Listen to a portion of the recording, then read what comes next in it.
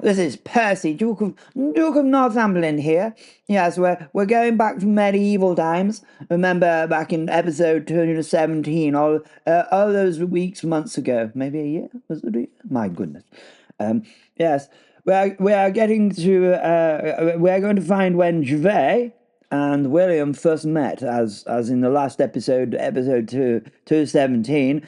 Gervais was willing to give his soul for the saving of his friend William. So we thought we'd sort of show when they were first introduced. Is that okay? Is it?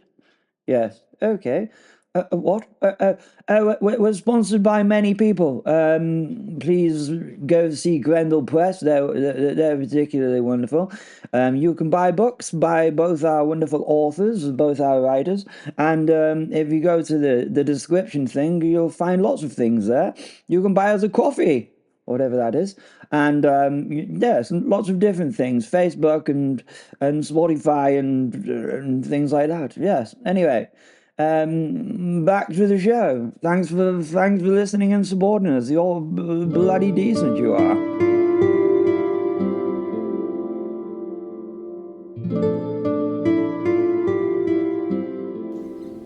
William Marshall. There are moments in every battle that men write songs about. But this was not one of them. No bard has ever stood before a roaring fire and sung. And then the night they waited most awkwardly for hours, oh. And yet, that is how most battles begin. With waiting. Waiting for some nobleman who has never set astride a frightened horse to decide that enough other men have already died that day. This year was 1166. The Counts of Boulogne had decided that today was an excellent day to settle matters by encouraging several hundred armed men to gallop at one another, whilst shouting about honour and such. I had often wondered whether honour had legs because it was forever running away whenever the arrows started falling. My destrier, bastard, shifted beneath me.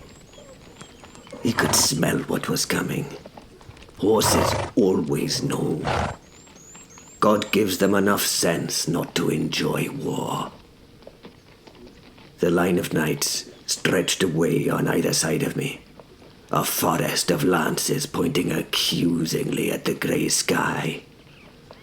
No one spoke. Some prayed. Some vomited discreetly into the grass.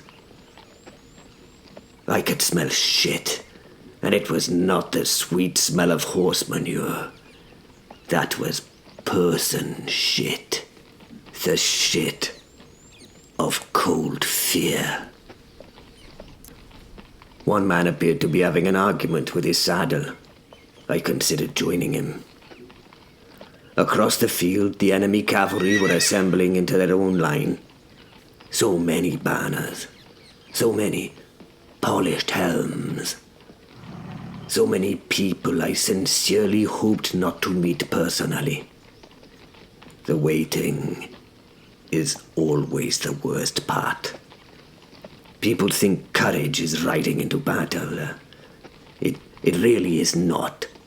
Courage is surviving the dreadful minutes beforehand, when your imagination insists upon inventing inventive new ways for you to die. A lance through the eye, perhaps.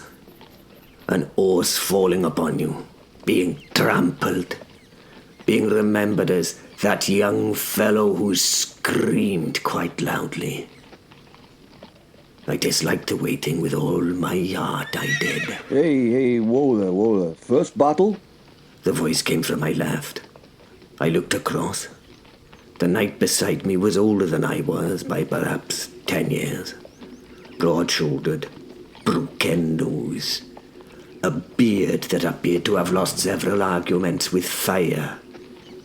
His shield bore no device I recognized, and his mail looked as though it had survived more campaigns than some kingdoms had. He grinned, not because he was happy, but because if he stopped grinning, he might start screaming. No, not my first, but I do wonder if I ever get used to them, I mused. Ha! Just shitting yourself then. I looked at him. A hard stare I gave him. We both froze as we held each other's gaze. Was he impugning my bravery? He smirked, breaking the uncomfortable moment. Yes. Yes, that's true. I laughed. I'm glad because, to be honest, I am too.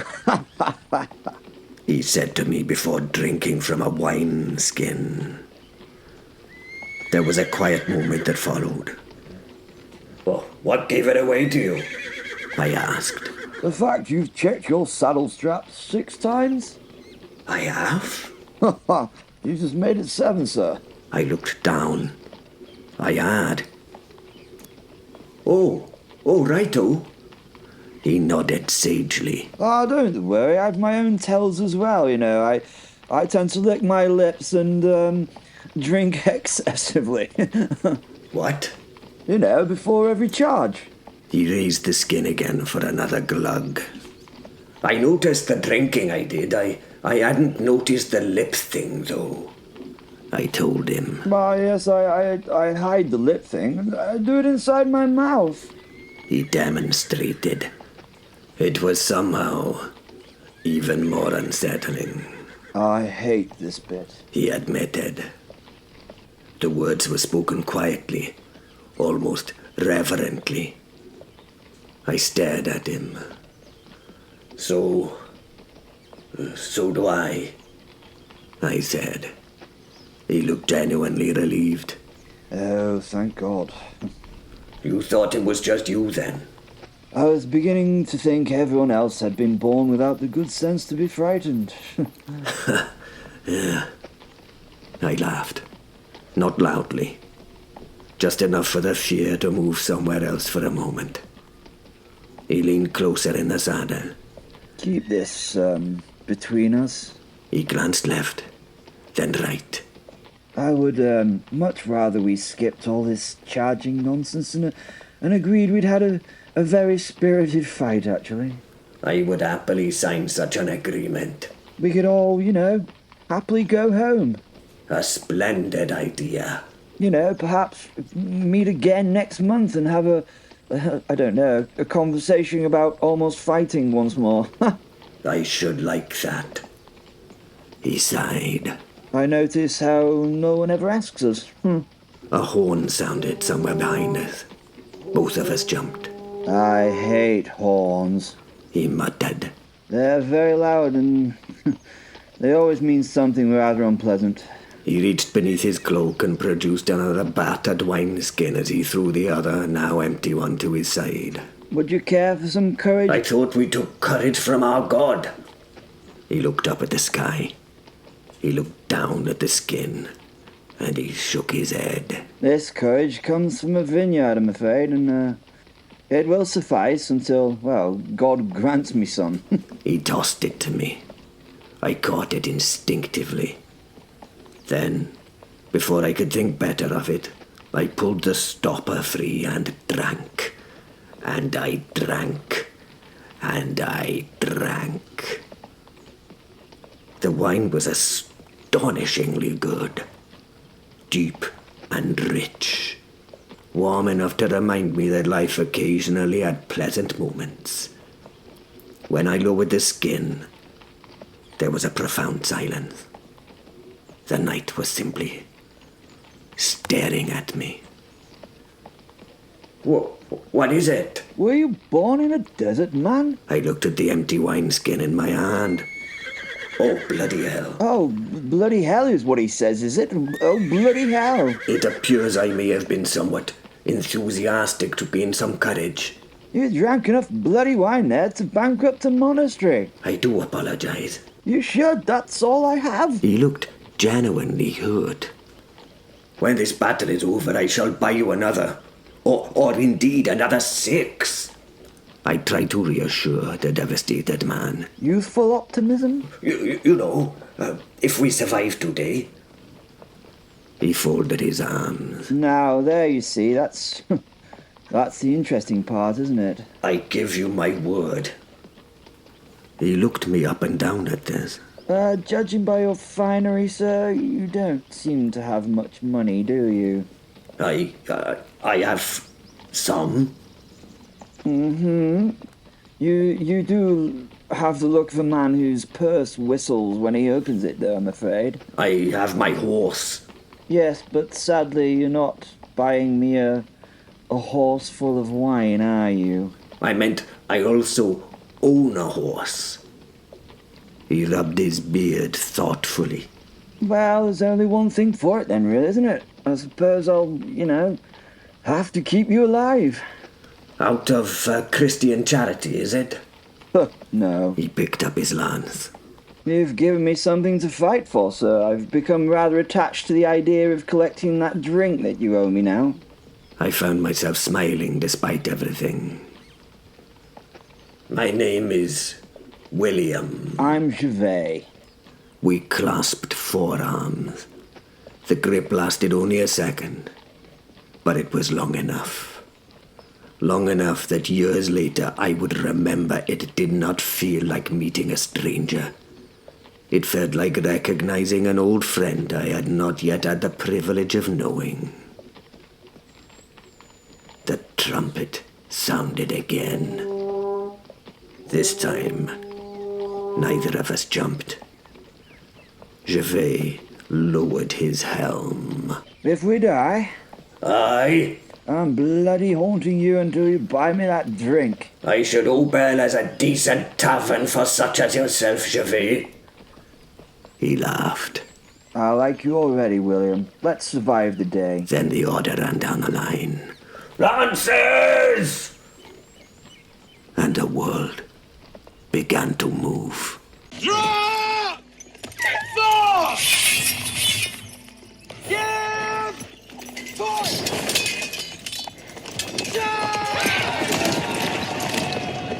William Marshall. The trumpet did not sound like music. It sounded like judgment.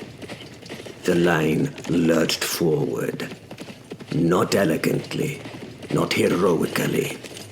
Thousands of pounds of horseflesh do not leap into battle like dancers. They stumble first, snorting and stamping until suddenly every animal remembers what it was born to do. Bastard surged beneath me. The earth began to tremble. There is a peculiar moment during every cavalry charge when the world becomes very, very small. The armies disappear. The banners vanish. The shouting fades. There is only the thunder beneath your legs, the ash shaft of your lance in your hand, and one man somewhere ahead who is coming to kill you with precisely the same determination. I heard Gervais somewhere beside me. I don't like this plan. You've left it a little late. I've always been a slow thinker. The distance vanished. The two lines met with a sound that no language has ever truly managed to describe. Not a crash, not a bang. It was as though the world itself had broken open. My lance struck a shield. The ash wood exploded in my hands. The man behind the shield disappeared beneath his own horse as Bastard tore through the gap we'd made. Something smashed against my helmet. Light exploded behind my eyes. Somebody screamed. I sincerely hoped it was not me. Bastard was still running. He was a good horse. A good bastard. He kicked, stomped and bit, fighting harder than I did in that moment. Very good, bastard. I drew my sword. Everything afterwards became fragments. Steel, mud, blood everywhere. Another rider, a slash, his cheek open wide. Another horse, someone falling around me. A spear thrust, I knocked it aside. The spear found someone behind me instead. The scream followed us. Gervais! I'm still alive. I think. Excellent. For now, that is. He appeared beside me, his sword already dripping red. A knight bearing a blue shield charged straight at him. Too fast, too close. His spear was already lowering. Gervais! He turned, but too late. I drove past it between them. The spear struck my shield with such force that my arm went numb. Wood burst apart. The knight had no time to recover. I caught him beneath the jaw. He toppled backwards from the saddle like a sack of grain. Don't you die! You owe me wine! Gervais shouted. You haven't collected the first lot yet. I'm busy securing my investments. We now burst deeper into the melee. The charge had dissolved into chaos. Horses collided all around us. Men hacked at one another from arm's length. Others fought on foot amongst the fallen beasts, where screaming animals kicked as wildly as dying men. There is nothing glorious about battle once the charge is over. It becomes work. Terrible, bloody, wet work. Fenrir, my accompanying wolf soul, was silent. He always became quiet when the killing began. Not because he disliked it. Quite the opposite, in fact. He enjoyed the fight far too much to waste words. Another night came for me. A heavy man with a black beard and a sword broad enough to split firewood. He swung from high over his shoulder, but I caught the blow. Our blades locked. His horse crashed against Bastard. The world lurched. He smiled through broken teeth. And then Gervais arrived. I object! He shouted cheerfully. His sword struck the man behind the ear. That gap-toothed smile disappeared. Forever. You really are protecting your investment, Gervais? Drinking is very important to me. Before I could thank him, something hit me from the right. Not a sword. It was a horse. Its shoulder slammed into Bastard. Bastarding hard. Both animals screamed, and I was thrown sideways. My foot caught in the stirrup. The world became sky above me. Ground beneath me. Sky above me. Mud. And then stillness. The breath had left me. I gathered myself and rolled, just in time. A sword punched into the earth where my face had been. The knight who held it wrenched it free. He was on foot now. And so was I. He came again. Our blades met. Once, twice, 3 times. He was stronger, older, better. His pommel smashed into my mouth and blood filled it instantly. I staggered backwards.